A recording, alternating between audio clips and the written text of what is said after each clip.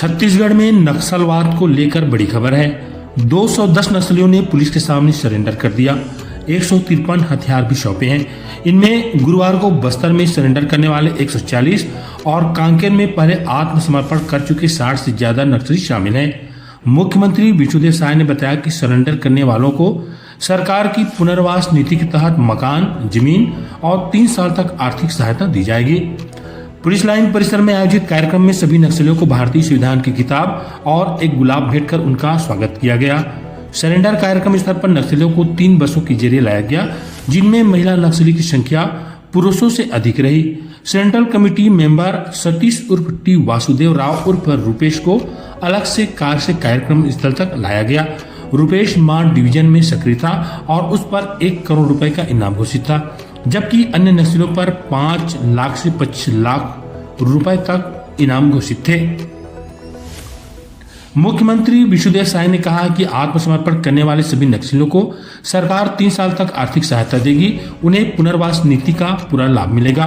रहने के लिए मकान और आजीविका के लिए जमीन भी उपलब्ध कराएगी, ताकि वे ससम्मान जीवन जी सके।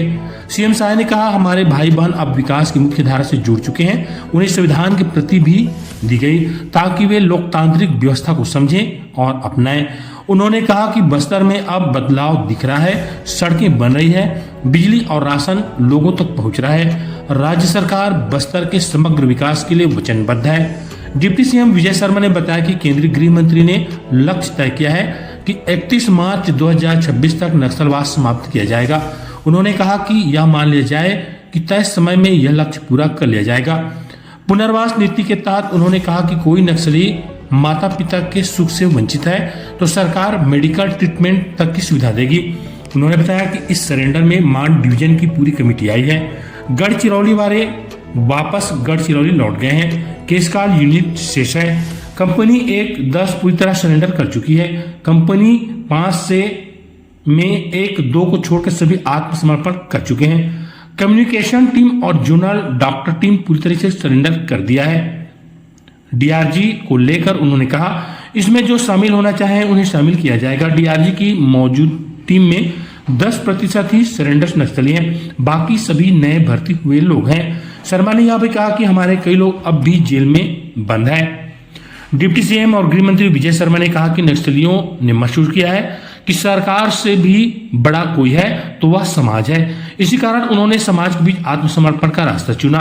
उन्होंने आगे कहा, जिन लोगों ने पुनर्वास का निर्णय लिया उनका सम्मान और स्वागत किया गया।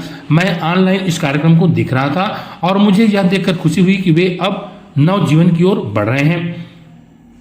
डिप्टी सीएम ने जानकारी दी है, अब तक कुल 210 नक्सलियों ने सरेंडर किया है और 153 हथियार सरकार को सौंपे हैं। उन्होंने यह भी कहा कि बहुत से लोग संपर्क कर रहे हैं जो जल्द ही आत्मसमर्पण कर पुनर्वास की प्रक्रिया में शामिल हो जाएंगे। सीएम विष्णुदेव साय का मां दंतेश्वरी एयरपोर्ट पर जनप्रतिनिधियों और अधिकारियों ने स्वागत किया। सीएम के साथ गृहमंत्री विजय शर्मा और डिप्टी सीएम अरुण साव भी पहुंचे। इस दौरान बस्तर सांसद महेश कश्यप, जगदलपुर विधायक किरण देव, चित्रकूट विधायक विनायक गोयल समेत अधिकारी मौजूद थे।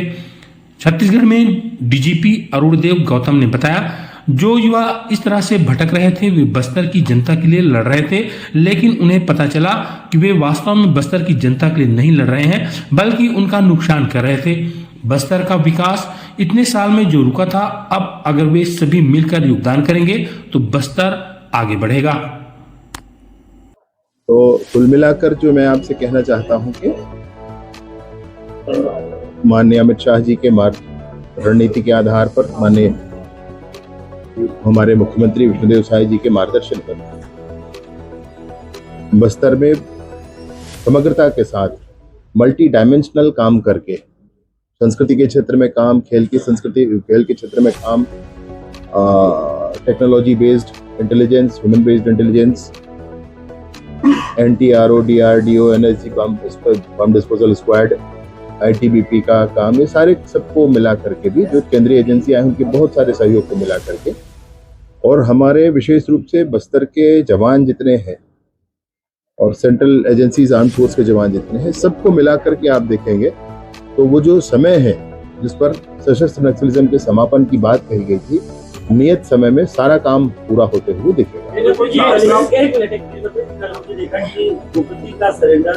महाराष्ट्र में हुआ। अब छत्तीसगढ़ से खबर अभी फिलहाल निकल के आ रही है कि रुपेश अपने 100 से अधिक साथियों के साथ सरेंडर करने वाला है, उसकी लगभग तैयारी होती है। इसकी क्या पुनर्वास करने वाले जितने भी नक्सली जो पुनर्वास करते हैं उनका लाल कालीन बिछाकर स्वागत किया जाना ये निर्धारित है और लाल कालीन बिछाकर ही हम उनका स्वागत करते हैं। आज के दिनांक पर भी काफी बड़ी संख्या में लोग जो सशस्त्र नक्सली हुआ करते थे वो मुख्य धारा में आ रहे हैं। इसमें काफी लोग आपने कुछ लोगों के नाम लिए थे, क्या माना जाए कि जो अंतिम कैडर है वो भी अब आप बिल्कुल ऐसा मान सकते हैं। कांकेर का एरिया, माड़ का एरिया ये लगभग अब सशस्त्र नक्सलिज्म से पूर्णतः मुक्त हुआ जान सकते हैं। इसके अतिरिक्त जो शेष अन्य स्थान हैं, दक्षिण बस्तर का स्थान है, वहां पर भी अपील सरकार करती है कि आप मुख्यधारा में आए, आप जनता के बीच में जाकर के काम करें, जनता के मनोभाव के आधार पर आप बहुमत प्राप्त करके आगे बढ़ें, लोकतंत्र पर आधारित काम करें। इसकी अपील अभी भी सरकार करती है और मैं सोचता हूं कि शीघ्र ही उस पर भी कोई उनका मन बनेगा। अब बस्तर की जनता कोई लाल आतंक चाहती नहीं।